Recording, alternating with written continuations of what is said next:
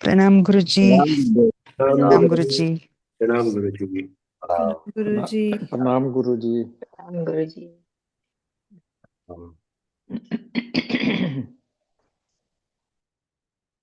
तो रविवार के दिन फिर से आप लोग के साथ हैं। बहुत जल्दी हम रेगुलर शुरू करेंगे।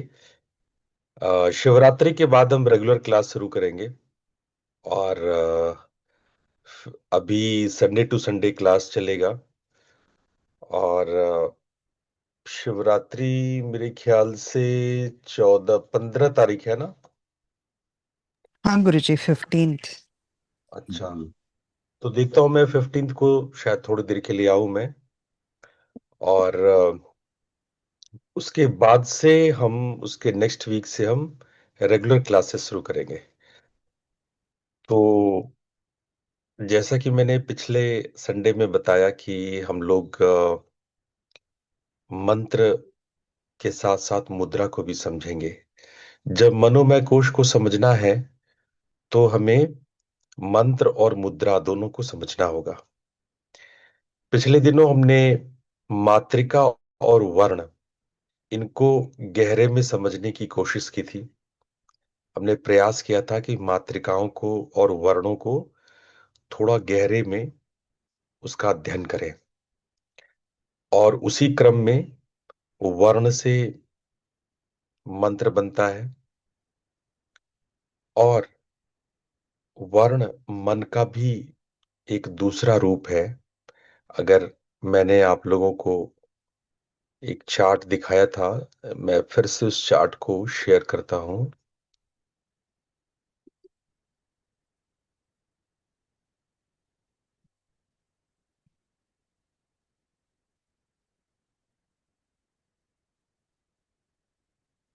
आप लोगों को दिख रहा है? जी गुरुजी।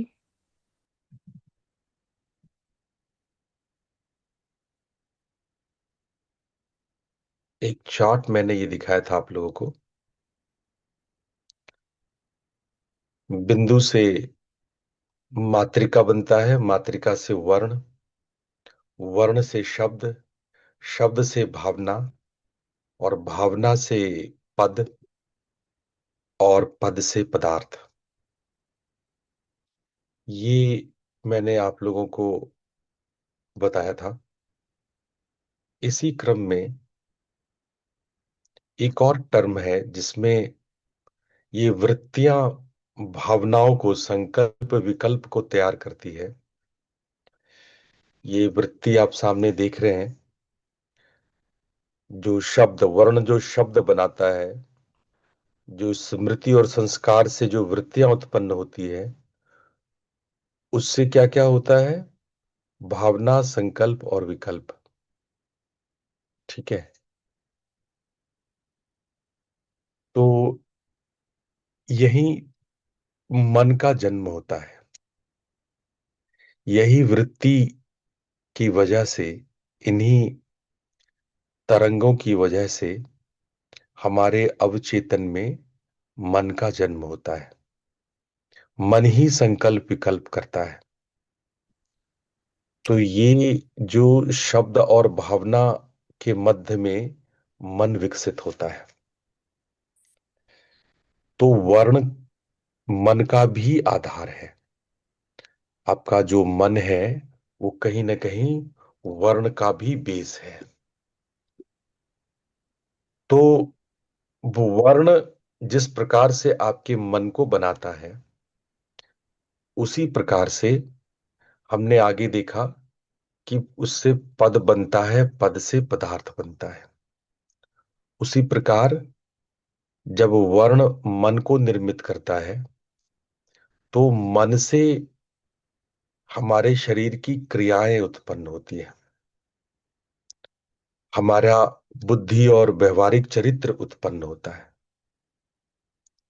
ये मन मन ही उत्पन्न करता है। जो व्यवहार में हम किसी से बातें करते हैं, ये सब कुछ उत्पन्न करने वाला मन ही है।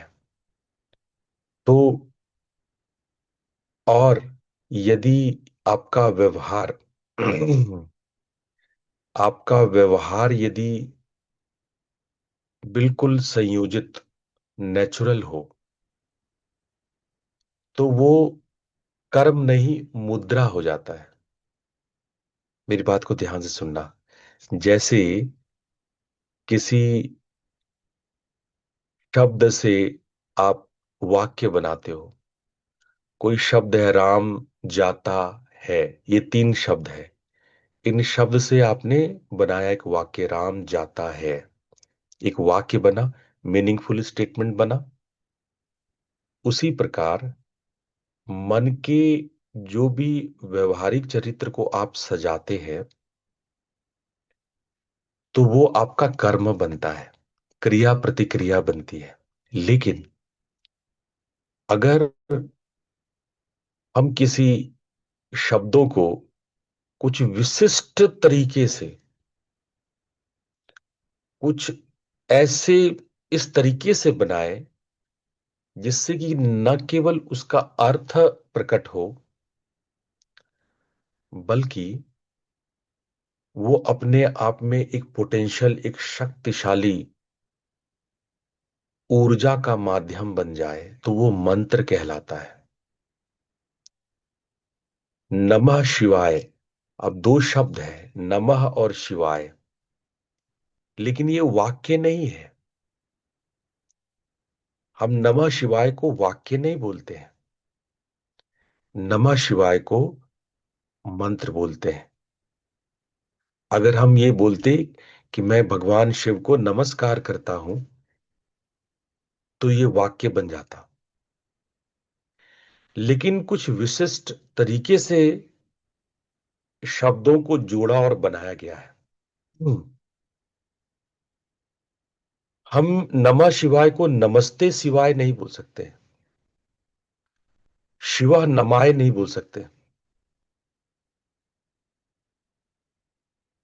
हम कुछ भी उसमें जोड़ेंगे, घटाएंगे, तो मंत्र को विकृत करेंगे। मंत्र अपने आप में एक ऐसी संरचना है जो अपने आप में पूर्ण और ऊर्जावान है। उससे तरंगे पश्यंत रूप में निकलती हैं, इसलिए मंत्र शक्तिशाली होता है। उसी प्रकार से जब आपकी अवचेतन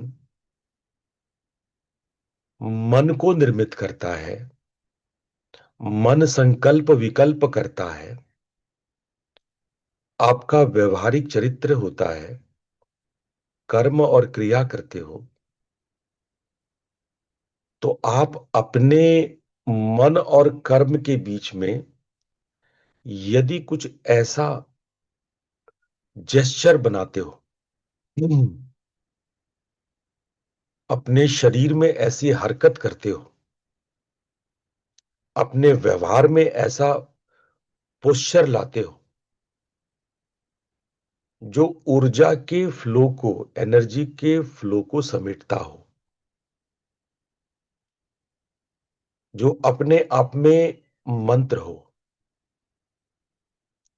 जो अपने आप में पूर्ण क्रिया हो, जिसमें न कुछ जोड़ा जा सके न घटाया जा सके, ऐसी परिपूर्ण ऊर्जा सत्तात्मक क्रिया को हम मुद्रा कहते हैं। तो मंत्र और मुद्रा आप लोगों को समझ में आया?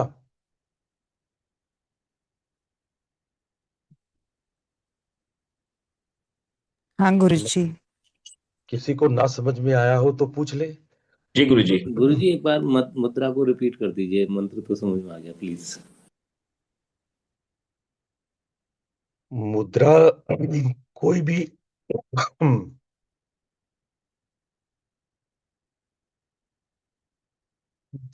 जैसे आप वाक्य बनाते हैं मंत्र से, मंत्र और वाक्य में क्या फर्क है?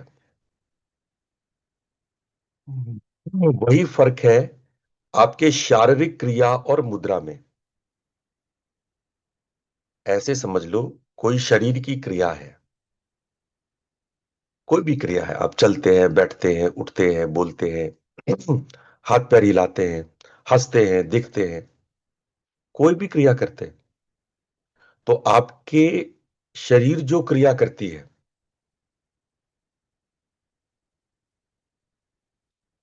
और मुद्रा वो है जो आपकी क्रिया को कुछ विशिष्ट, कुछ स्पेशल, कुछ स्पेसिफिक बना देता है। मुद्रा भी शारीरिक क्रिया ही है, जेस्चर ही है, पोस्चर ही है, मूवमेंट्स ही है। मुद्रा में भी मूवमेंट्स होते हैं। मुद्रा भी जेस्चर है, पोस्चर है, आपकी शारीरिक क्रिया ही है, लेकिन वो एक खास प्रकार की ऊर्जा आपके अंदर प्रकट करती है। जैसे वाक्य और मंत्र, वाक्य और मंत्र में क्या फर्क है?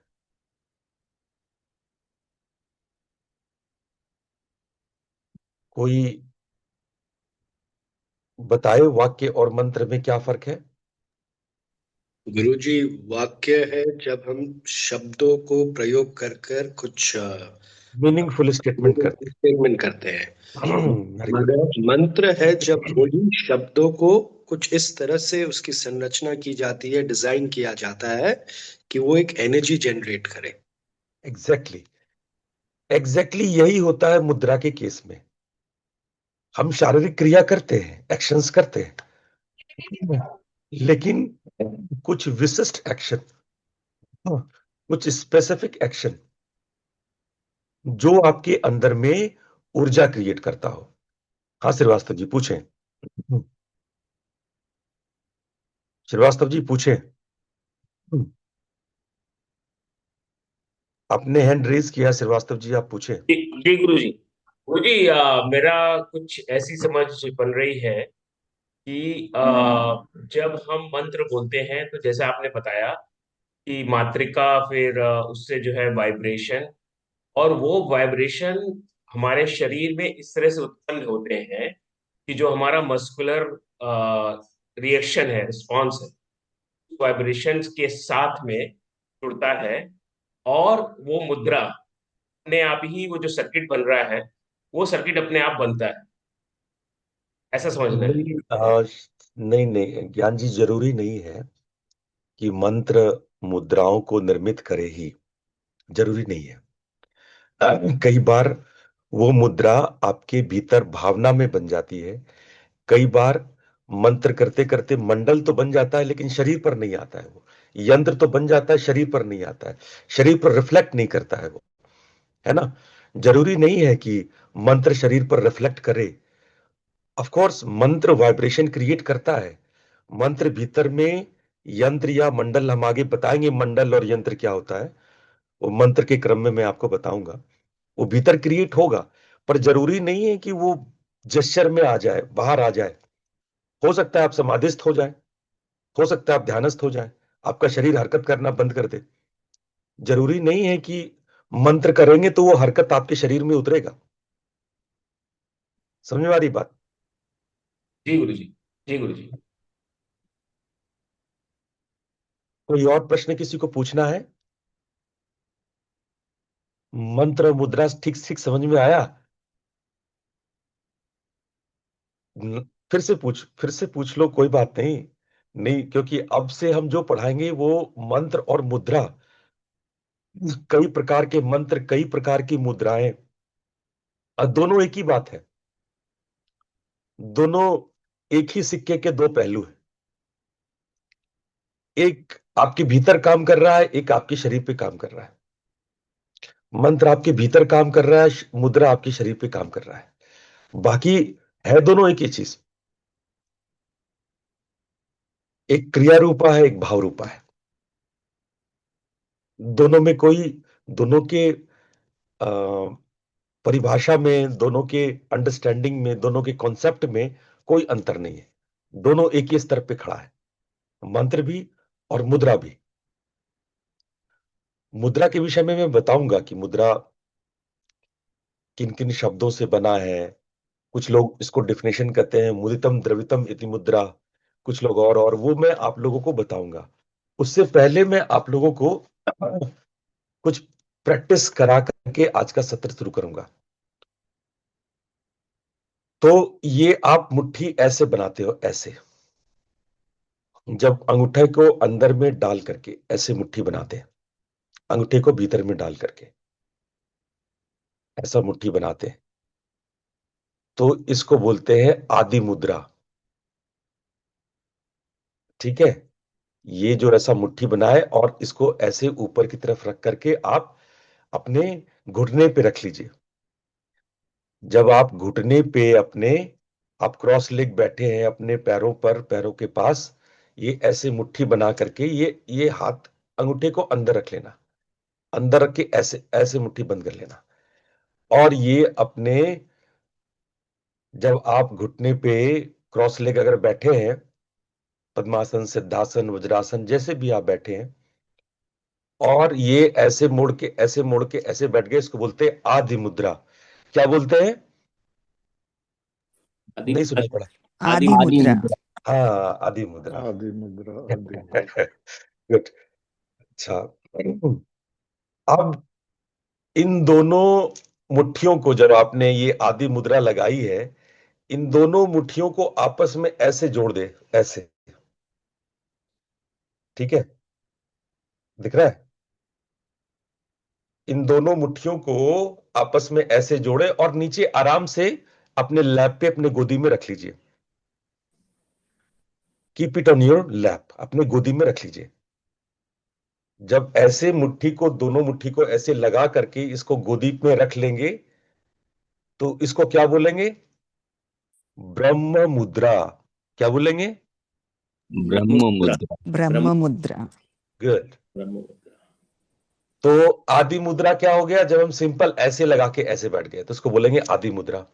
अब ये दोनों ऐसे जोड़ दिए तो उसको बोलेंगे ब्रह्म मुद्रा। ठीक है।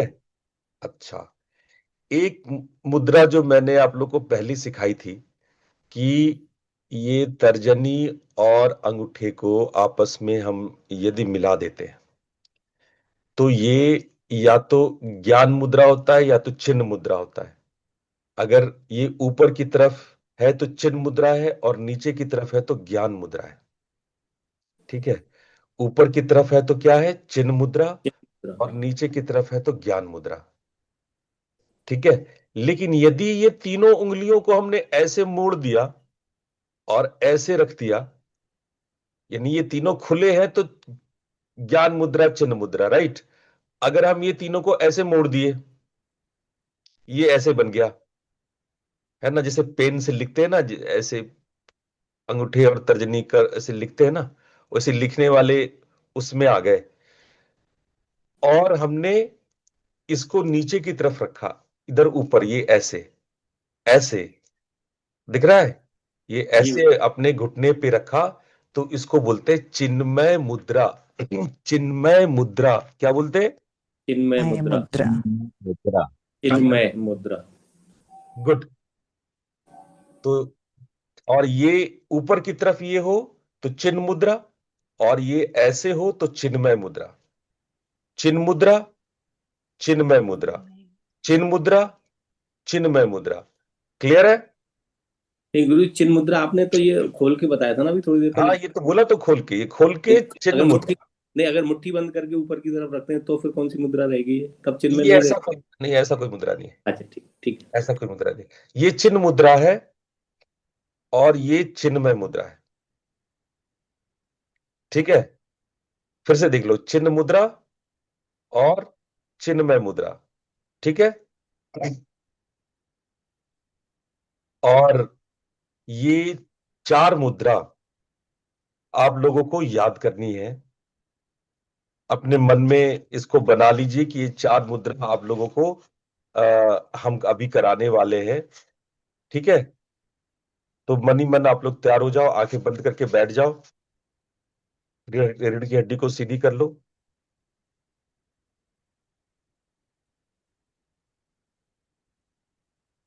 पूरे बॉडी को रिलैक्स कर लो।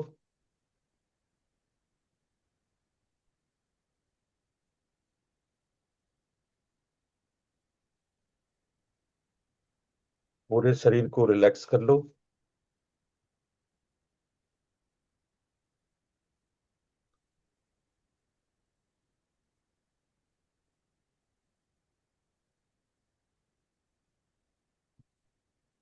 आंखें सहजता से बंद,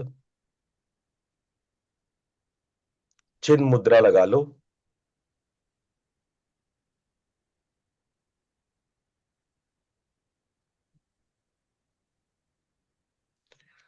अपना फोकस अपने श्वास प्रश्वास पे लाओ। Focus on your breath. अपने श्वास प्रश्वास पे अपना फोकस लाओ।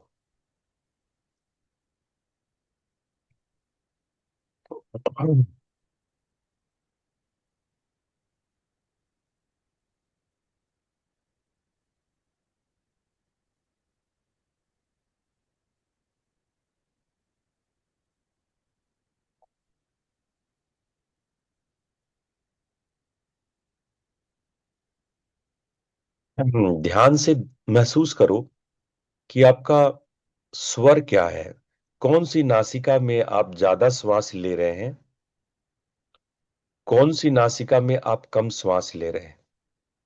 यदि आपकी दाएं नासिका से ज्यादा श्वास आ रहा है जा रहा है तो इसे पिंगला स्वर कहते हैं, और यदि बाएं से ज्यादा आता जाता है तो इसको ईड़ा स्वर कहते हैं।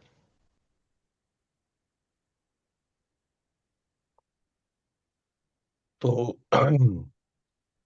बड़े ध्यान से महसूस करो कि आपकी ईड़ा स्वर चल रही है या पिंगला स्वर चल रही है। आप दाएं तरफ से ज्यादा ज्यादा श्वास ले रहे हैं या बाएं तरफ से ज्यादा ज्यादा श्वास ले रहे हैं।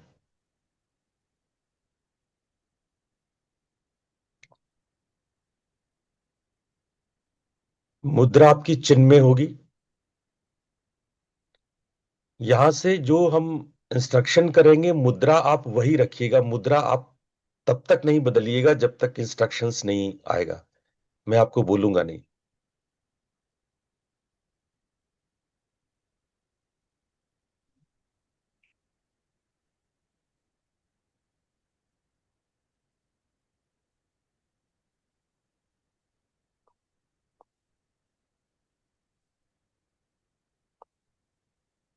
जब आपने स्वर का पता लगा लिया,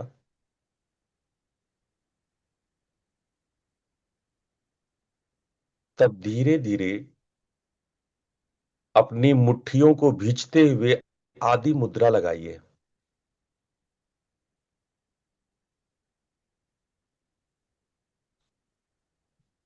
अंगूठे को भीतर कर लीजिए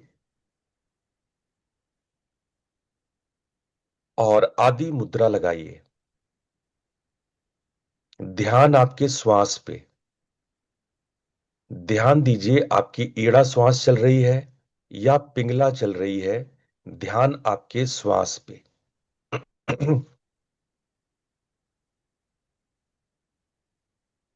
आप आदि मुद्रा लगाए हैं।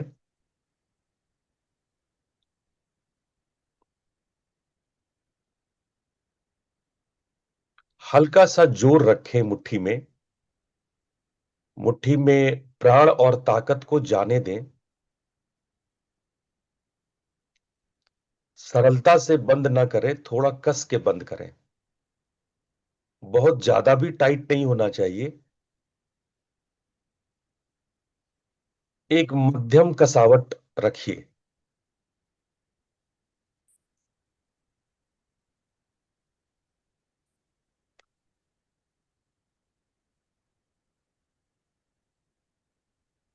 अब हम लोग धीरे धीरे सांस छोड़ेंगे और सांस छोड़ने की क्रिया को लंबा करते जाएंगे।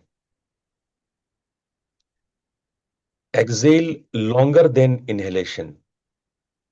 Exhalation should be almost double than inhalation. जब आप श्वास छोड़ते हैं तो लंबा और गहरा श्वास छोड़ें। श्वास लेने की तुलना में यह दोगुना हो। ध्यान रहे किसी भी स्थिति में आपके मुद्रा न खुले, आपका जेस्चर न खुले।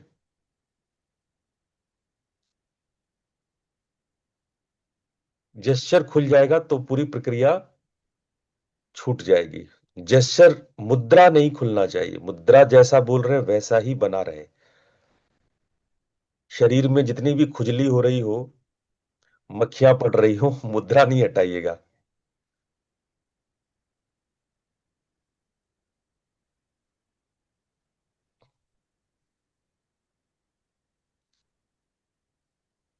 श्वास को गहरा और लंबा छोड़ने की क्रिया करते रहें। हर बार लंबा से लंबा, गहरा से गहरा श्वास छोड़िए। शरीर बिल्कुल स्थिर, मुद्रा बिल्कुल अटल, अडिग। मुद्रा छूटेगा तो प्रैक्टिस व्यर्थ हो जाएगा।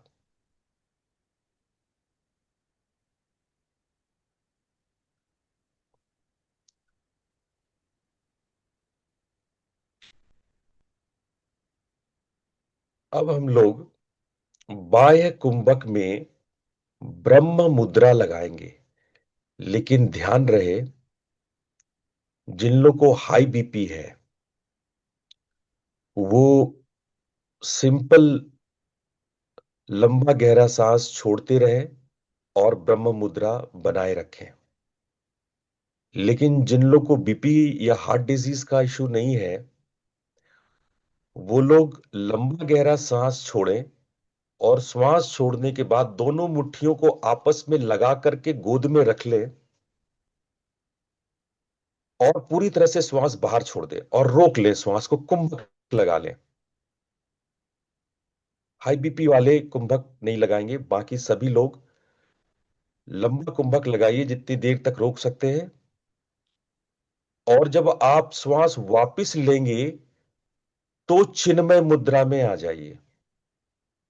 जब आप श्वास लेंगे तो चिन्मय मुद्रा में आ जाइए। चिन्मय मुद्रा याद रखिए, ये चिन्ह मुद्रा के विपरीत है। हथेली नीचे की तरफ होती है। चिन्मय मुद्रा आपको मैंने बताया था, जैसे आप लिखते हैं, लिखने के स्टाइल में जब आपकी हाथ की मुद्रा होती है।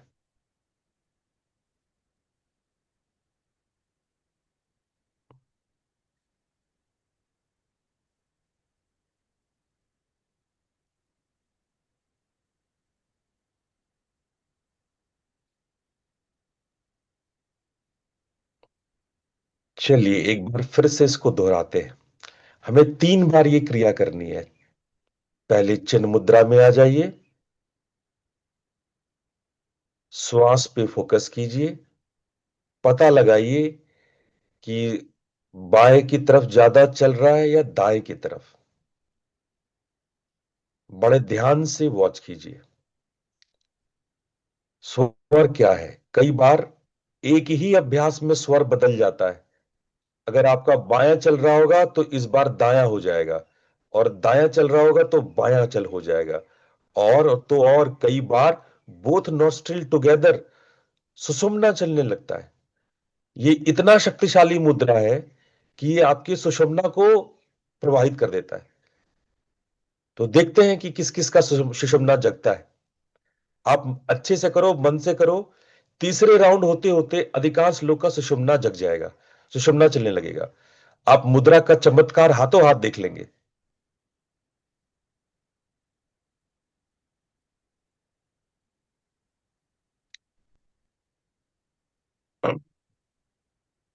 चिन्ह मुद्रा ध्यान से अपने नासिका की ईड़ा पिंगला को देखें।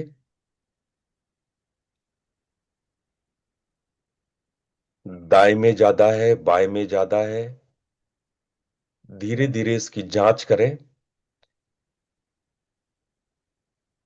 जब ये ठीक ठीक आपके पकड़ में आ गया कि दाएं से ज्यादा ले रहे हैं, बाएं से आपका ईड़ा चल रहा है या पिंगला चल रहा है, ठीक ठीक यदि आपको पता लग गया तब आप आगे अभ्यास करें आदि मुद्रा की। आदि मुद्रा लगाइए, अंगूठे को भीतर रखते हुए मुट्ठी भींचिए और एक्सलेशन को लॉन्गर कीजिए। अपने श्वास छोड़ने को लंबा और गहरा बनाइए। एक्सेल लॉन्ग, आदि मुद्रा।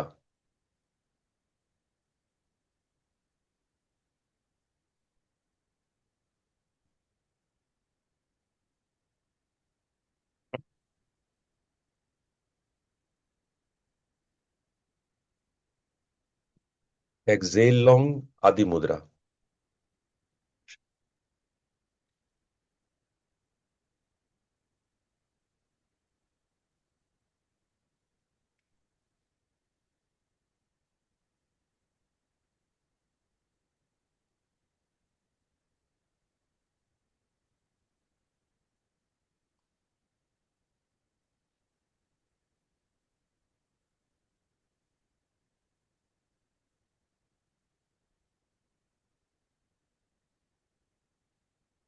जब एक्सलेशन बहुत लंबा लंबा होने लगे तब तैयार हो जाइए कि एक बार आप कुंभक करने वाले हैं, बाह्य कुंभक करने वाले हैं। पूरी तरह से एक्सेल कीजिए और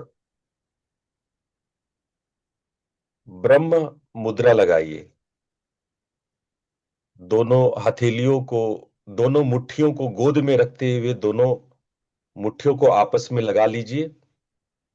ब्रह्म मुद्रा कीजिए, सांस रोकिए। जितनी देर तक सांस रोक सकते हैं उतनी देर तक सांस रोकिए। ब्रह्म मुद्रा में श्वास रोकिए। ध्यान रहे, ब्रह्म मुद्रा में श्वास रोकिए। और जब श्वास लेने का मन होने लगे तो धीरे धीरे मुद्रा को चिन्मय में लाएं। जैसे लिखते हैं, लिखने वाले स्टाइल वाला जो चिन्मय मुद्रा है, चिन्मय मुद्रा में लाइए और धीरे धीरे सांस ले लीजिए।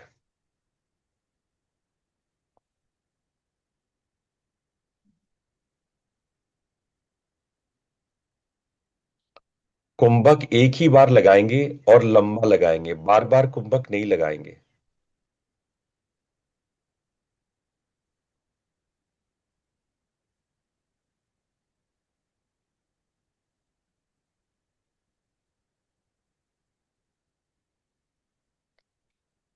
अब हम लोग अंतिम राउंड के लिए तैयार होंगे, लास्ट राउंड मुद्रा का।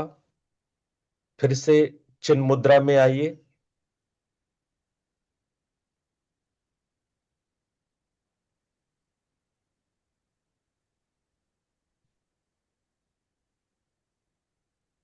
जांच कीजिए अपने स्वर का, दाया से चल रहा है या बाया से चल रहा है। जांच कीजिए, चेक कीजिए आपका स्वर क्या है। ईड़ा है या पिंगला है या सुषुम्ना है, दोनों चल रहा है, बराबर चल रहा है। अगर दोनों दोनों नाक से बराबर श्वास चल रहा है तो उसको हम लोग सुषुम्ना कहते हैं कि सुषुम्ना स्वर है।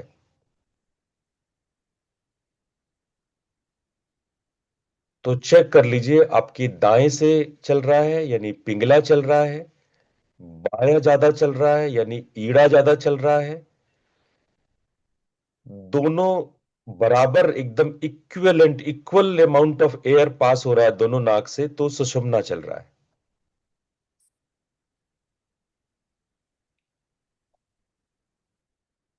ठीक ठीक जांच कर लीजिए।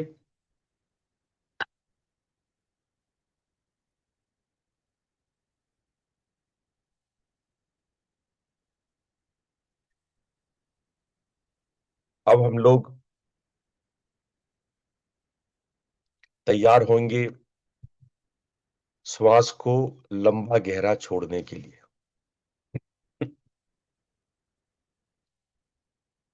श्वास को लंबा गहरा छोड़िए।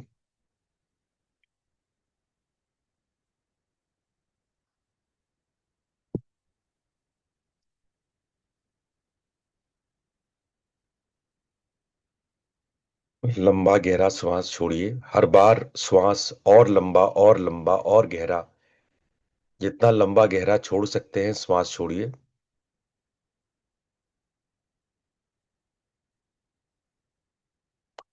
धीरे धीरे, स्लोली स्लोली, ऐसा जोर से झटके से नहीं करना, स्लो, धीरे धीरे, आहिस्ते आहिस्ते, हौले हौले, हल्के हल्के, धीमे धीमे, स्लोली स्लोली, चुंकुम चुंकुम।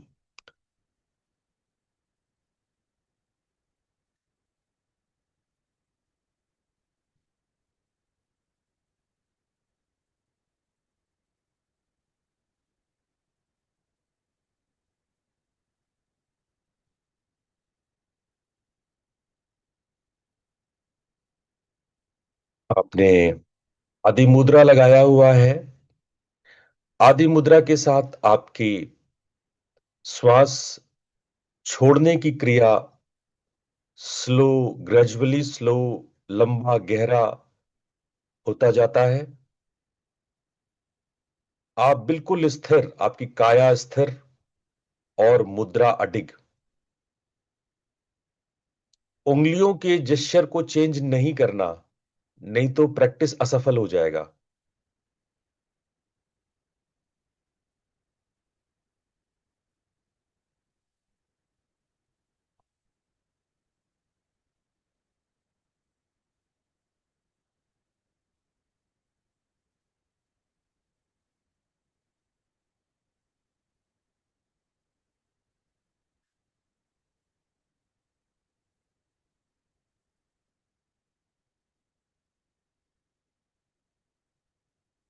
लंबा गहरा श्वास छोड़े आप।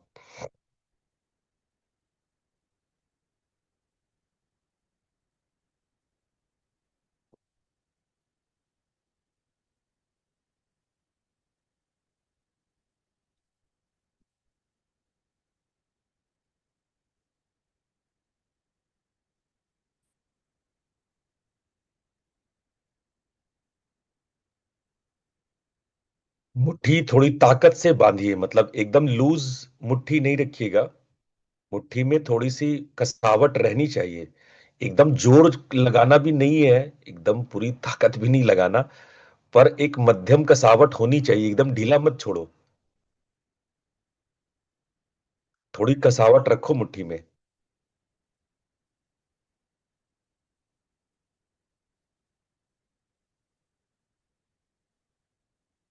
30 सेकेंड और, 30 मोर सेकेंड्स।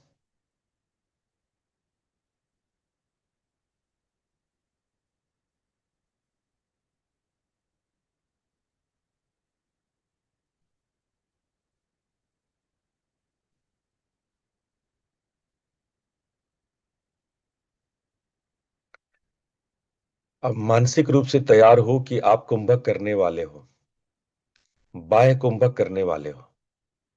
अब की बार जब श्वास छोड़ना, लंबा गहरा श्वास छोड़ना और उसके बाद कुंभक लगा लेना।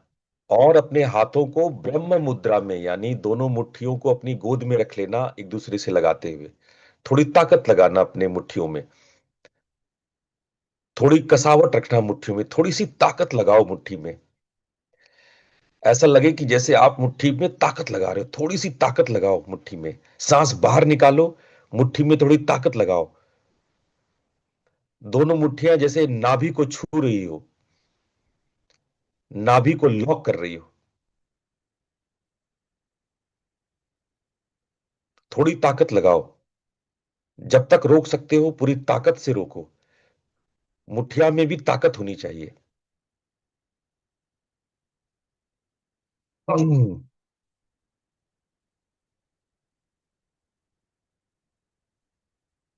और जब श्वास लेने की इच्छा हो तो चिन्मय मुद्रा में आ जाइए। सांस लेते हुए चिन्मय मुद्रा। हमने 3 राउंड ये अभ्यास किया, डायनेमिक मुद्रा का अभ्यास किया। अब आप बताओ, चेक करो क्या आपकी सुषुम्ना जागृत हुई। जिसने जिसने ढंग से किया होगा, 3 राउंड में सुषुम्ना जागृत हो जाती है, ये तय है। चेक कर लो क्या दोनों नाक से बराबर समान स्वर, समान श्वास बाहर आ रहा है, यदि आपने ठीक ठीक किया है, और सबसे पहला मैसेज राजीव जी का आया है। शर्मा जी बहुत बढ़िया, आपने बहुत अच्छे से किया। आपका बहुत बहुत धन्यवाद कि आपने बहुत अच्छे से इंस्ट्रक्शन को फॉलो किया, सुषुम्ना जागृत किया। दीप्ति जी का भी आ गया मैसेज। दीप्ति जी आपका भी बहुत बहुत धन्यवाद, बहुत बढ़िया से आपने प्रैक्टिस किया। और सृजना जी का भी आ गया कि हाँ, मैं समझ रहा हूं कि आप लोग ने बहुत अच्छे से प्रैक्टिस की और मुद्रा का चमत्कार आपने हाथों हाथ देख लिया। राजेश अग्रवाल जी, ऋषिका जी और डॉक्टर अशोक जी का भी बहुत बहुत धन्यवाद।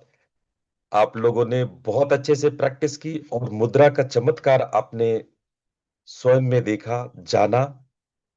और बस छोटी सी प्रैक्टिस कैसे एक बड़ी क्रांति आपके अंदर में ला सकती है। अग्रवाल जी तो यहां तक कह रहे हैं कि फर्स्ट टाइम में ही हो गया था, 3 राउंड की जरूरत ही नहीं थी, फर्स्ट ही टाइम में हो गया था। हाँ, पहली बार में भी हो जाता है, कई लोगों का पहले राउंड में ही हो जाता है। पर 3 राउंड मानक है, स्टैंडर्ड है, 3 राउंड करना चाहिए। देखो, जिनका जिनका नहीं हुआ है वो दुखी मत हो,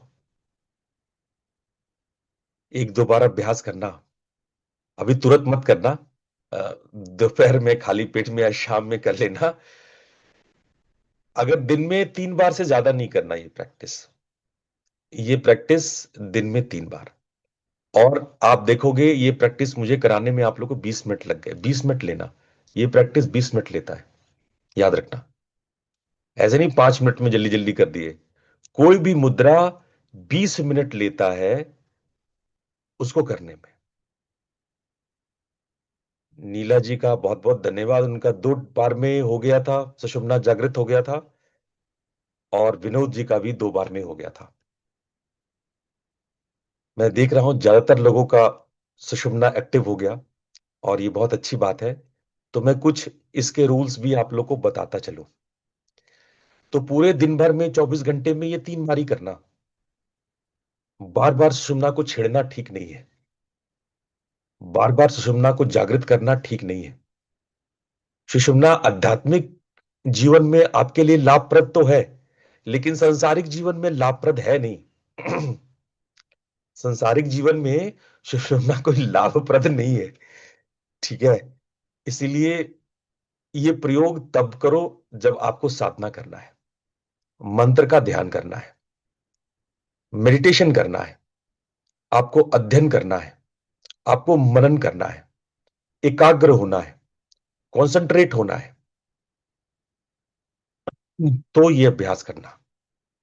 पूजा पाठ यज्ञ हवन इन सब में ये करना। सुषुम्ना को जागृत करना सांसारिक कार्यों के लिए उचित नहीं माना जाता है।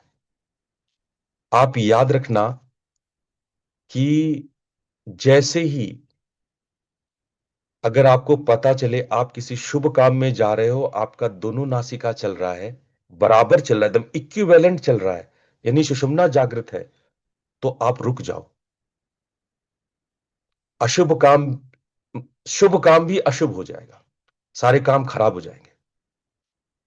कोई ज्वेलरी खरीदने जा रहे हो, कोई बाजार में कुछ इंपॉर्टेंट जा रहे हो, बैंक जा रहे हो, और अगर दोनों नासिका बराबर चल रही है, एक साथ इक्वल चल रही है, रुक जाओ थोड़ी देर। कोई दुर्घटना घट सकती है, कोई एक्सीडेंट हो सकता है, कोई मारक हो सकता है, कुछ गलत हो सकता है। कभी भी दोनों नासिका चल रही हो एक साथ, कोई सांसारिक कार्य मत करना, कोई सांसारिक कार्य नहीं करना, चाहे वो कितना भी महत्वपूर्ण हो। थोड़ा रुक जाना, थोड़ा होल्ड कर लेना। सुषुम्ना में कोई भी कार्य अशुभ ही होता है, सिर्फ और सिर्फ आध्यात्मिक कार्य ही सफल होता है, सिर्फ और सिर्फ। इसीलिए मैं कह रहा हूं कि ये प्रयोग ज्यादा नहीं करना। जब ध्यान में बैठना हो, गहरे उतरना हो, तब ये प्रयोग करना। ये नहीं दिन भर लगे हुए चिन्मय मुद्रा, ब्रह्म मुद्रा और आदि मुद्रा लगाए बैठे हैं, सांस को चेंज कर रहे। नहीं, ये खेलने की बात नहीं है। आप जीवन में भारी परिवर्तन ला रहे हो। ये एक छोटी मोटी घटना नहीं है। आपको ये मजाक लग रहा होगा, लेकिन ये छोटी मोटी घटना नहीं है।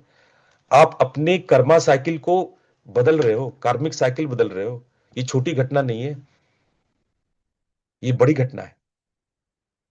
ये आप अपने भीतर के तीनों साइकिल को आपने बदल दिया एक मुद्रा लगा के। मैं यही मुद्रा के बारे में कह रहा था आपसे कि एक छोटी सी मुद्रा, आपने उंगलियों का जेस्चर बनाया और कितना महान परिवर्तन आप अपने भीतर, अपने मन में, अपने प्राण में और अपने जीवन में कर दिए।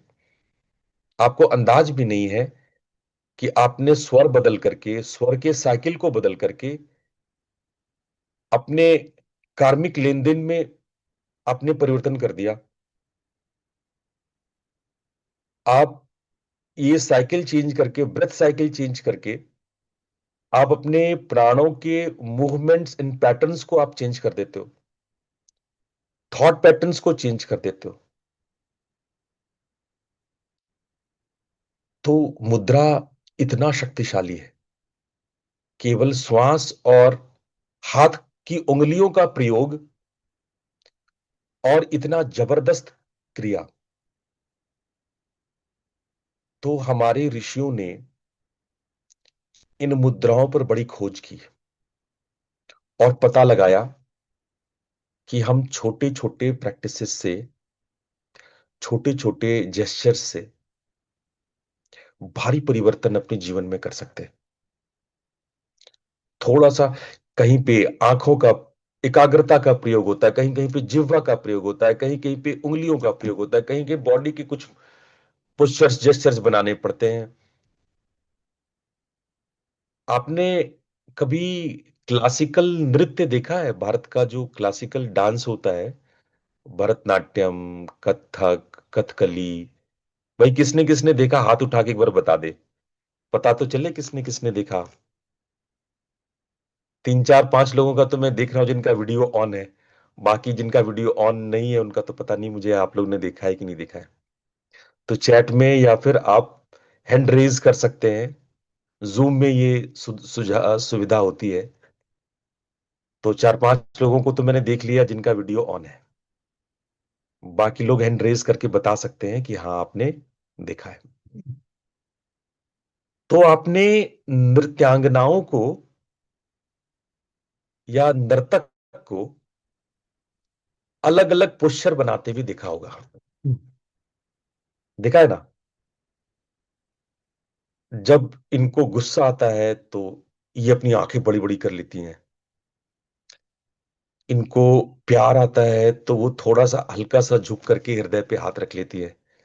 ऐसा ऐसा कई पोस्चर्स है। मैं कोई नृत्य का एक्सपर्ट नहीं हूं, लेकिन नृत्य में कई प्रकार की 96 प्रकार की मुद्राएं होती है नृत्य में, केवल भरतनाट्यम में। बाकी मुझे कथक वगैरह का मालूम नहीं। केवल भरतनाट्यम में 96 मुद्राएं होती है, और जिसको अलग अलग तरीके से पैर से, हाथ से लोग करते हैं। और अगर कुल मिला दें, इसका गुणा भाग कर लें, तो ये हजारों में हो जाएगा। आसान नहीं है भरतनाट्यम सीखना। कोई सीखा हो तो, कोई है इसमें जो भरतनाट्यम सीखा हो? कोई नहीं है। कोई बात नहीं। कभी भरतनाट्यम के बारे में कोई अगर मिल जाए, नृत्यांगना कोई मिल जाए, तो उनका सत्कार करना, उनका श्रद्धा करना और पूछना उनसे। कोई सरल प्रैक्टिस नहीं है। बचपन से लोग सीखते हैं, तब जाकर के सीख पाते हैं। 10 15 साल लग जाते हैं सीखने में, ढंग से सीखने में 15 20 साल लग जाते हैं। और कई नृत्यांगनाएं तो कहती है कि जीवन भर भी सीखते रहो तो भी पूरी तरह से भरतनाट्यम सीखी नहीं जा सकती। जीवन भर सीखते रहो तो ऐसा दुर्लभ। तो इनमें कई प्रकार की मुद्राएं होती है। क्या है मुद्रा? आपकी जो भीतर है उसको बाहर अभिव्यक्त करना। वो बोलती नहीं है स्टेज पे, वो थोड़ी बोल रही है। अब मान लो वो, आपने देखा होगा, दुर्गा बनकर के मान लो वो डांस कर रही है, तो कभी वो खुश हो रही है, कभी वो महिषासुर का वध कर रही है। वो बोल नहीं रही है कुछ, केवल एक्शन कर रही है। और सारे लोग, जितने दर्शक आप बैठोगे ना, किसी को समझाने की जरूरत नहीं है वो कहे कर क्या रही है, उसके एक्शन बता रहे हो क्या कर रही है। वो गुस्सा हो रही है, हंस रही है, प्रेम पूर्ण है, अट्टहास कर रही है, या क्रोधित होकर के वो विभत्स रूप ले रही है, वो सब अपने आंख मुंह नाक चेहरा हाथ पैर से बता देती है, सारी बातें बता देती है। अरे कुछ एक डांस तो इतने जटिल है, जैसे कथकली, केरल का एक कथकली डांस होता है। हमको नहीं पता आप लोग कितना, आपने चित्र में भले ही देखा होगा, बड़ा सा मुखौटा पहन करके, बड़ा सा घाघरा वगैरह पहन करके, खूब सारा चेहरे पे कलर कुलर करके वो कथकली करते नहीं कि ऐसे केवल उनका चेहरा ही दिखता है, आंखें दिखती है हिलाते हुए। केवल आंखों आंखों से एक कथकली डांसर 100 से ज्यादा मुद्रा लगाते हैं, 100 से ज्यादा मुद्रा, केवल आंखों आंखों से। उनका तो और कुछ दिखता भी नहीं है, उतना भारी भारी ड्रेस पहने होते हैं, भारी भारी मुखौटा पहने रहते हैं, केवल आंखें दिखती है उनकी, केवल आंखों से 100 मुद्राएं कर लेती हैं, 100 तरह की भावनाएं व्यक्त कर देती हैं केवल आंखों से। ये कला है, पूरी दुनिया घूम जाओ ये कला तुम्हें कहीं नहीं मिलेगा। पूरी दुनिया टहल लो, मैंने घूमा, मैं 60 कंट्रीज घूमा, लगभग लगभग पूरा विश्व मैंने दिखा है। वहां की रूरल एरियाज में जाकर के वहां पे मैंने महसूस करने की कोशिश की कि यहाँ के ऋषियों ने, यहाँ के मानधाताओं ने कोई ऐसा, पर मुझे मुद्राओं जैसा आविष्कार कहीं नहीं मिला। ये तो गजब का आविष्कार है। इसके बारे में अगर हम भारतीय होकर के भी नहीं जानते हैं तो लानत है हम पे। ऐसे पानी भरो उंगली में और नाक डुबा लो और लंबा गहरा सांस ले लेना।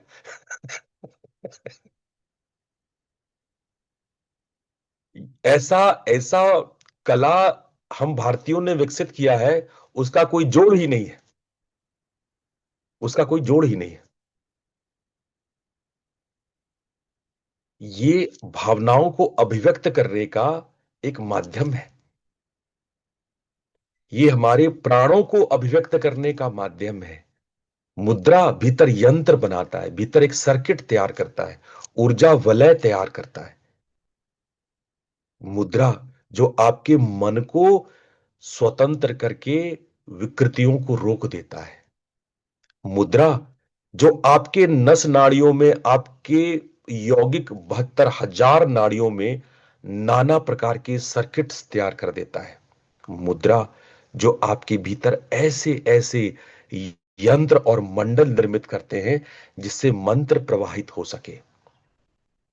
मुद्रा जो आपके अवचेतन मन के, आपके अवचेतन अस्तित्व के भीतर जाकर के सारी कुंठाओं को, सारी व्यग्रता व्याकुलताओं को नाश कर देता है।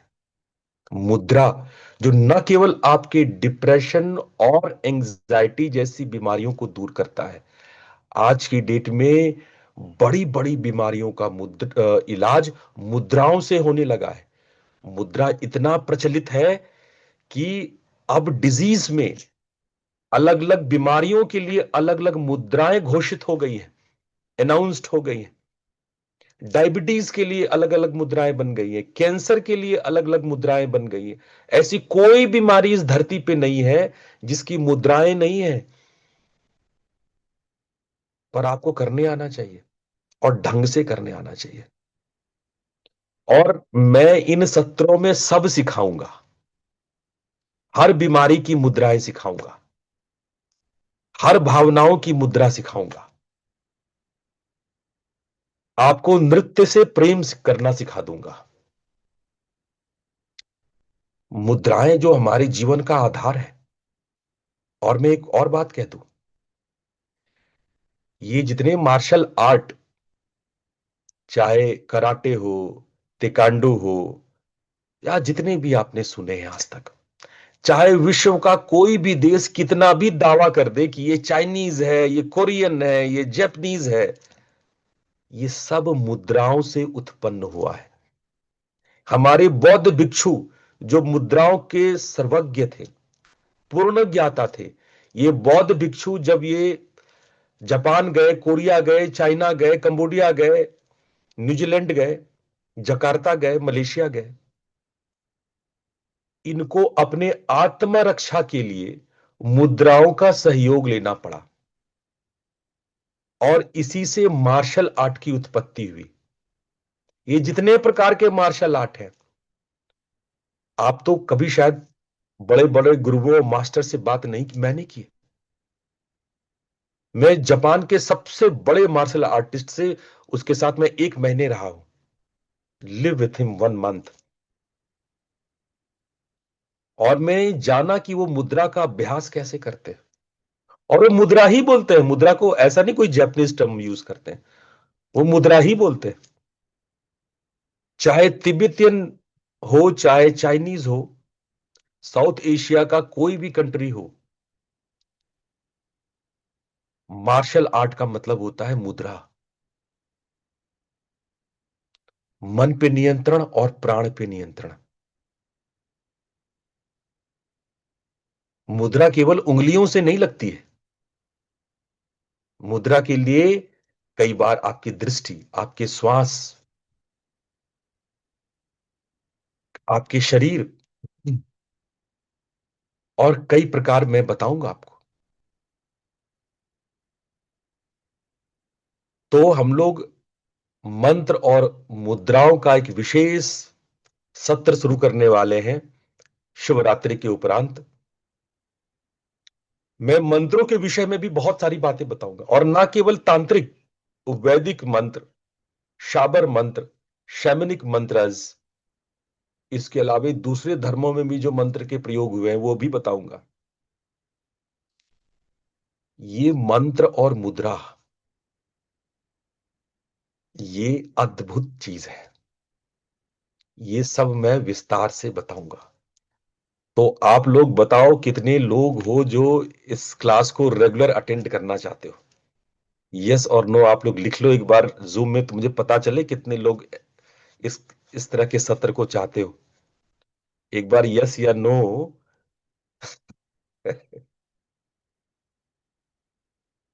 ओके, ठीक है। तो लोगों का, मीनल जी का, दीप्ति जी का, राजेश जी का, राधा जी का, सजना जी का, संगीता जी का, हरिहरानंद का, डॉक्टर अशोक जी का, विनोद गुप्ता जी का, निखिल का, सौरभ का, अर्पण मूर्ति, मुकेश जी का, ज्ञान जी का, नीला जी का। तो मैंने देखा कि हाँ, मैंने नैना जी देख लिया।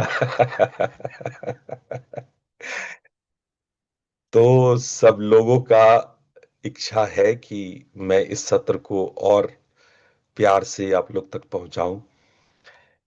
तो इसके लिए आप लोग का प्रेम, आप लोगों का आशीर्वाद, आप लोग का भाव हमसे जुड़ने का, इस गंभीर आध्यात्मिक ज्ञान से जुड़ने का, ये महत्वपूर्ण है। और इसके लिए हम चाहते हैं कि हम लोग इस बार की शिवरात्रि धूमधाम से मनाएं, भगवान शिव की पूजा उपासना करें। और भगवान शिव की पूजा उपासना हम सब मिलके करें, जहां भी जैसे भी हो, जिस जगह पे भी हो। आप रात्रि जागरण करें, शिवरात्रि के दिन आप जल चढ़ाएं, दूध चढ़ाएं। भगवान शिव हमारे प्रथम गुरु हैं, हमारे कुल परंपरा के प्रथम गुरु हैं। और शिवरात्रि जो 15 तारीख को आने वाली है, जहां भी जितने लोग इकट्ठे हो सकें, जैसे जयपुर के लोग जयपुर में इकट्ठे हो जाएं, दिल्ली एनसीआर के लोग दिल्ली एनसीआर में इकट्ठे हो जाएं, आपस में लोग इकट्ठे हो, आपस में लोग मिलो, इसको त्योहार की तरह मनाओ, इसको थोड़ा एक सुंदर स्वरूप दो। ये आपके जीवन को बदलने वाला है। तो हमारे गुरु की पूजा उपासना आराधना इसी रूप में होती है, क्योंकि हमारे गुरु भगवान शिव अजन्मा है और ना ही उनकी मृत्यु होती है, वो अकाल है। तो उनका क्या मनाया जा सकता है? उनका विवाह ही मनाया जा सकता है। ना उनका जन्मदिन मनाया जा सकता है, ना उनका मृत्यु दिन मनाया जा सकता है। जब वो सृष्टि गोचर होते हैं, जब वो सृष्टि में दिखाई पड़ते हैं, जब वो सृष्टि हो जाते हैं, यानी उनका विवाह होता है, जब सृष्टि रूप में वो दिखाई पड़ते हैं तो उसको हम लोग विवाह मानते हैं। तो उसी रूप में उनकी उपासना पूजा होती है। मां शक्ति के साथ उनके संयोग की उपासना होती है, सृष्टि के साथ उनके संयोग की उपासना होती है। तो सबके सब खूब मन से शिवरात्रि व्रत करना, जो लोग कर सकते हो व्रत व्रत करना, जो लोग नहीं कर सकते हो फलाहार के साथ कर लेना, या कम से कम रात में कुछ मत खाना। हाँ, नैना जी कुछ पूछना चाह रहे हैं आप? हाँ, प्रणाम। तुम्हारे मैं तो यूएसए में हूँ, आप इंडिया में, तो मुझे इंडिया की तरह करना चाहिए शिवरात्रि के यहाँ का दिन करना नहीं, चाहिए? आपके वहां का दिन के हिसाब से करना चाहिए। ओके, हाँ, जब इंडिया में रहो तो इंडिया के नक्षत्रों लेटीट्यूड लॉन्गिट्यूड का हम लोग गणना करते हैं, लेकिन जब आप यूएस में होते हैं तो यूएस के लेटीट्यूड और लॉन्गिट्यूड की हम लोग गणना करते हैं। तो काल का निर्णय स्थान के अनुसार ही होता है। ठीक है नैना जी? हाँ विनोद जी, आप पूछें। प्रणाम गुरुजी। प्रणाम। गुरुजी, मैं पूछना चाह रही हूँ, ईड़ा और पिंगला में से कौन सी बेहतर है? दोनों बेहतर है और दोनों खराब है। देखो, ईड़ा मतलब तुम्हारा जो मेंटल वर्क है, जैसे संगीत करते हो, जैसे कोई कलात्मक काम करते हो, जैसे कोई विचार करते हो, पढ़ते हो, है ना। और पिंगला मतलब जब शरीर से कोई क्रिया करते हो, मस्कुलर एनर्जी। तो एक मेंटल एनर्जी और एक मस्कुलर एनर्जी। ईड़ा हो गया मेंटल एनर्जी और पिंगला हो गया मस्कुलर एनर्जी। ऐसा मोटा मोटा आप समझो, ठीक है, ऐसा भारी भारी आप समझो। एक लेफ्ट हेमिस्फीयर ऑफ ब्रेन को एक्टिव करता है, एक राइट हेमिस्फीयर ऑफ ब्रेन को एक्टिव करता है। तो दोनों अलग अलग ब्रेन हेमिस्फीयर को एक्टिव करने की वजह से दोनों के अलग अलग वर्क है। कोई अच्छा खराब नहीं है, दोनों अच्छा है या दोनों खराब है। ठीक है। धन्यवाद। हाँ, प्रशांत जी आप बहुत देर से कुछ पूछना चाह रहे हैं, पूछे प्रशांत जी। प्रणाम गुरुजी। हाँ। गुरुजी, ये आज जो अभ्यास आपने कराया, मैं आदि मुद्रा और ब्रह्म मुद्रा वाला जो इंस्ट्रक्शन है कि कब लगाना है, उसमें थोड़ा कंफ्यूज हो गया था। तो क्या प्लीज एक बार जस्ट रिकैप कर सकते हैं हम, जो शुरू में जब। हाँ, यस। देखो, जब जब हम लोग एक्सलेशन को लॉन्ग करते हैं, लेंदी करते हैं, ठीक है, जब एक्सलेशन को, श्वास को जब लंबा कर छोड़ने को लंबा करते हैं तो उसमें आदि मुद्रा लगाते हैं, राइट। और जब कुंभक करते हैं, जब सांस रोकते हैं, बाह्य कुंभक करते हैं, तब हम लोग ब्रह्म मुद्रा लगाते हैं। ठीक है। तो गुरुजी, मान लीजिए शुरुआत से, अगर जब हम अपना सांस कौन सा स्वर चल रहा है वो हम ऑब्जर्व कर रहे हैं, तब हमारा चिन्ह मुद्रा रहता है, राइट? राइट। चिन्ह मुद्रा। फिर उसके बाद जब श्वास लंबा हम करने लग जाते हैं, नेक्स्ट स्टेप, तब तब कौन आदि सा मुद्रा। आदि आदि। मुद्रा। तो आदि मुद्रा में हम मुट्ठियों को साथ में नहीं रखते, हम सिर्फ वो थंब को ऐसा बनाकर पैरों के ऊपर ही रखेंगे ना। हाँ हाँ, घुटने पे ही रखेंगे, राइट। नीज नीज पे जैसे हम चिन्ह नीज। मुद्रा में रखे, बस इसको ऐसे टर्न करके रखे। हाँ हाँ ये लंबा एक्सलेशन में। हाँ। ठीक है। और उसके बाद गुरुजी नेक्स्ट स्टेप अपना जब आप सांस रोक कर लें, जब जी। आप कुंभक लगाए तो ब्रह्म मुद्रा कर ले, गोद में रख करके दोनों मुट्ठियों को आपस में लगा लीजिए। ओके। और फिर इनहेलेशन करना है तो वापस ये पेन जिस तरह लिखते हैं हम, वो चिन्मय मुद्रा। हाँ, चिन्मय मुद्रा में फिनिश कर देंगे, यानी ठीक है। चिन्ह से शुरू होगी, चिन्मय में पूरा हो जाएगी। अच्छा अच्छा अच्छा। चिन्ह आदि ब्रह्म चिन्मय, यही क्रम है। चिन्ह जी मुद्रा, आदि मुद्रा, ब्रह्म मुद्रा और चिन्मय मुद्रा। जी गुरुजी, ठीक है। धन्यवाद धन्यवाद। और इसको करने में आपको लगभग लगभग 6 से 7 मिनट एक राउंड में लगना चाहिए। ठीक है गुरुजी। 3 राउंड करेंगे तो 20-21 मिनट लगेगा। आप जल्दबाजी में नहीं करना ये प्रैक्टिस, आराम से 20 मिनट आपके पास है तभी बैठना। 20 मिनट्स लगने चाहिए 3 राउंड में। जी गुरुजी। और सबसे ज्यादा समय लगाना आदि मुद्रा में, यानी एक्सलेशन को लंबा करने में सबसे ज्यादा समय लगाना। ठीक है। ठीक है गुरुजी, धन्यवाद गुरुजी। और एक लास्ट इंस्ट्रक्शन दिया था, ये बार बार नहीं करना, ऐसा नहीं कि दिन में 10 बार कर रहे हैं। ये जब ध्यान में बैठना चाहते हो, जब ध्यान में उतरना चाहते हो, सुमिरन करना चाहते हो, भजन करना चाहते हो, पूजा पाठ यज्ञ हवन करना, तभी ये करना। ठीक है। जी गुरुजी। थैंक्स।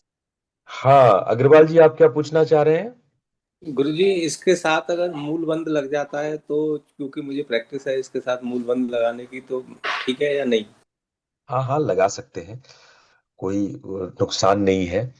पर इतना में भी काम हो जाएगा, बिना मूल बंद लगाए भी काम हो जाएगा।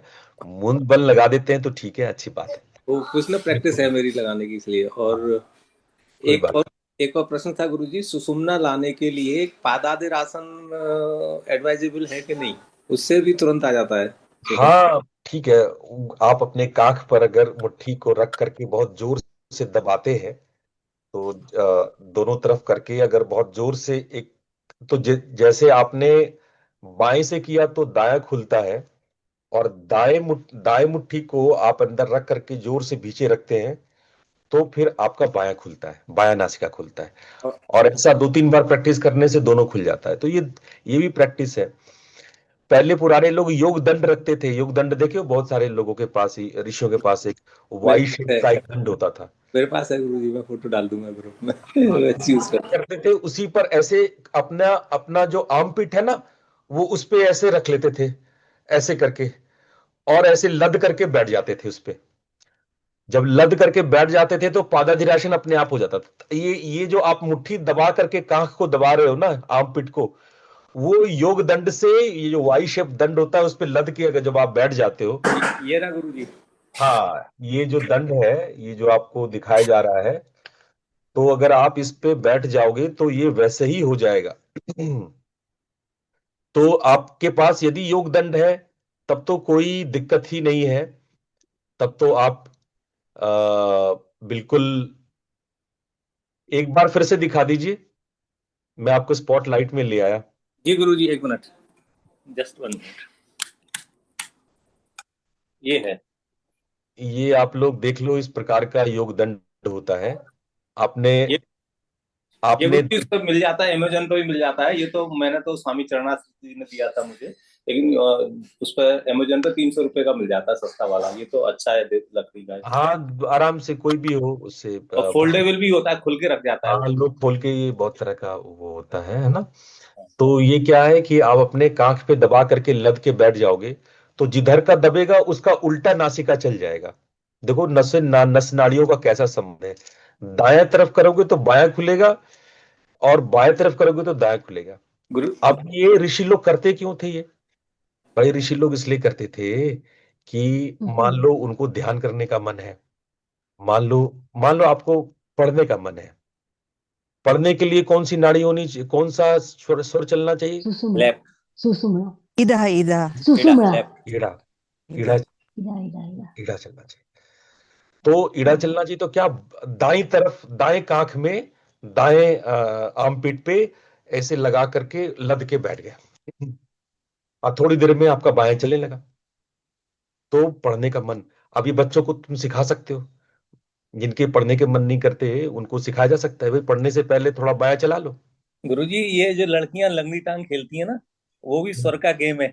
जब लेफ्ट लेग से लंगड़ी खेलती है तो राइट स्वर चल जाता है, राइट से खेलती है तो लेफ्ट चल जाता है। एग्जैक्टली। ये लोगों को पता नहीं था, ये बहुत अच्छी बात ये राजेश जी ने बताया, कि ये जो लंगड़ी टांग या कित कित जो भी अलग अलग नाम है अलग अलग इलाके में, जो एक टांग पे उछल के वो अष्ट खाने में उछलती थी, और उछल उछल करके एक एक गोटी होती थी जिसको पैर से खिसका के ले जाना होता था। जी जी गुरुजी। ठीक है। ये पता नहीं ये खेल आप लोगों ने खेला या नहीं, कि मैं तो बचपन में बहुत खेला है ना। और वो खेला खेला। उसमें जो 8 घर बनी होती है, उससे बाहर चल गए तो आप आउट। वो गोटी को बड़े संभाल के ले जाना होता है, ना तो वो लाइन पे आनी चाहिए, ना तो वो बाहर जाना चाहिए, और उछल उछल करके पैर से धकेल धकेल के उसको एक तरफ से घुसते हैं, दूसरी तरफ से बाहर निकलते हैं, और बड़ा मस्त खेल है। अब हम लोग बच्चे में बहुत एंजॉय करते थे। और ये खेल जो है, ठीक कह रहे हैं कि ये सारे खेल हमारे प्राण को बैलेंस करने के लिए थे। गुरुजी, इसके एप्लीकेशन पर ना मैंने बहुत काम किया है। कभी आपकी अनुमति हो तो मैं एक थोड़ा सा प्रैक्टिकल एप्लीकेशन में स्वर के बताऊंगा मैं आपको। मैंने बहुत काम किया है इस पर। बहुत बढ़िया, बहुत बढ़िया। चलिए, आज तो अब समय हो गया है। मैं आप लोग से विदा लूंगा इस बात को अश्योर करके कि आप सब लोग शिवरात्रि का पर्व बहुत धूमधाम से मनाएंगे। ये हमारी परंपरा का, हमारे प्रथम गुरु का पर्व है। और भगवान शिव को पूरी श्रद्धा के साथ, पूरे विश्वास के साथ आप 15 तारीख को, मैं सुबह शायद आऊं, 15 तारीख को संडे भी है, हो सकता है मैं सुबह आप लोग के सामने आऊं। मैं आप लोग को विधि और विधान भी बताऊंगा कि कैसे शिवरात्रि करते हैं। बाकी हमारी टीम में से मनीषा जी है। मनीषा जी इस एक आयोजन कर रही हैं। अगर मनीषा जी आप यहाँ पे हैं तो जरा सा आप बताएं कि आपका क्या आयोजन है, मनीषा जी। जी गुरुजी नमस्ते। हम्म। गुरुजी, जैसे हम लोग दिल्ली में सब लोग जितने भी हैं, हम लोग मतलब इकट्ठा हो रहे हैं और शिवरात्रि सेलिब्रेट कर रहे हैं, हम्म। जो कि 4 प्रहर की पूजा रहेगा। चारों मतलब शाम 6 बजे से नेक्स्ट डे 6 बजे तक रहेगा। बाकी लोग अनम्यूट कर लें। जी बाकी लोग म्यूट कर लें, सॉरी। हाँ, किन्हीं का आवाज आ रहा है। जी जी, वो अंकल जी का था, मैंने म्यूट कर दिया। तो हम्म। हम लोग यही प्लान कर रहे हैं कि दिल्ली के जितने भी लोग हैं और जैसे जो नहीं भी आ पाएंगे, तो हमने ऑनलाइन का भी रखा है कि हम ऑनलाइन भी जुड़ सकते हैं कुछ कुछ प्रहर के लिए, मतलब चारों प्रहर के लिए कुछ कुछ समय के लिए, जिसको साधना करनी है तो वो भी जुड़ सकता है। तो देखो, मौलिक बात है, उस रात आपकी रीढ़ की हड्डी परपेंडिकुलर टू ग्राउंड होना चाहिए, पृथ्वी के लंबवत होनी चाहिए। और इसलिए हम लोग रात्रि जागरण का ये क्रम करते हैं। साउथ इंडिया में बहुत सारे जगहों पे ये रिवाज है कि लोग घरों में थालियां बजाते हैं, पत्थर फेंकते हैं, ताकि रात भर लोग जगे रहें। रात को किसी को सोने नहीं दिया जाता है। तो वो रात सोने का नहीं है। पृथ्वी का घूर्णन या पृथ्वी का ग्रेविटेशनल फील्ड इस तरह से तैयार होता है कि यदि उस रात अगर हमारी पीठ की, रीढ़ की हड्डी सीधी हो और जमीन के लंबवत हो, परपेंडिकुलर हो, तो हमारे अंदर आध्यात्मिक ऊर्जा जागृत होती है। तो ऐसे जियोलॉजिकल मौके को जाने नहीं देना चाहिए। भगवान शिव की पूजा आराधना विधि पूर्वक मनीषा जी पंडितों को बुलाई है, और पूरा रुद्री पाठ 4 बार होता है। और वो रुद्री पाठ 4 बार होता ही नहीं है, उसके अलावे 4 बार शिवलिंग का जो रुद्राभिषेक होता है। और 4 पहर में 4 बार रुद्राभिषेक होना, पूरी रात जागरण करना, भजन कीर्तन और उस आनंद में लय होना, ये महाशिवरात्रि का पर्व है। इसको पूरे धूमधाम से मनाएं, पूरे मनोवेग से मनाएं। और उसके पश्चात हमारे मंत्र और मुद्रा का कार्यक्रम शुरू होगा, और उसमें सब लोग नियमित हों। इसके साथ आप सब लोग का दिन शुभ हो। प्रणाम। जय गुरुदेव। प्रणाम गुरुजी, धन्यवाद। प्रणाम गुरुजी। प्रणाम धन्यवाद। गुरुजी। प्रणाम गुरुजी। प्रणाम गुरुजी।